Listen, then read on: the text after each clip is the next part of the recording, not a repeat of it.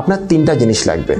এক, পরিশ্রম করার মতো মানসিকতা লাগবে। অনেকে পরিশ্রম করতে পারি না, এটা কিন্তু শারীরিক কারণ যতটা তার চাইতে অনেক বেশি হচ্ছে মানসিক কারণ।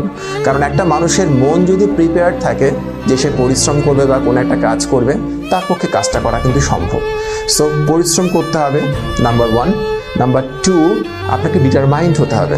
আপনি আজকে পড়ছেন কালকে পড়ছেন না, এরকম করলে হবে না।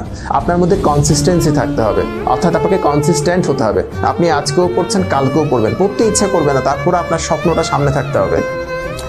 আর 3 হচ্ছে, আপনি যতদিন জার্নিটাতে আছেন, আপনি যতদিন কোনো কিছু করতে পারছেন না, ততদিন আপনাকে মানুষ অনেক কিছু বলবে।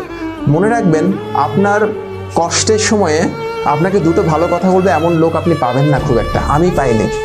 আমি যখন কিছু পারছিলাম না, কষ্টে ছিলাম, সবার কাছ থেকে লাথি খাচ্ছি, তখন সবাই শুধু লাথি দিতেই মজা পেত।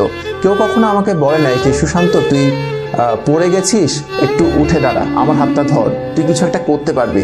আমি যে কিছু করতে পারবো লাইফে,